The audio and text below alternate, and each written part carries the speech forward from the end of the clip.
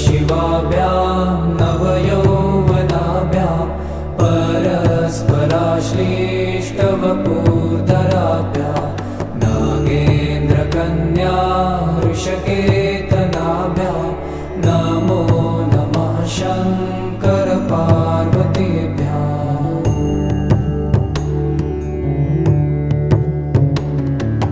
नमः शिवाभ्यां सरसोत्सवाभ्यां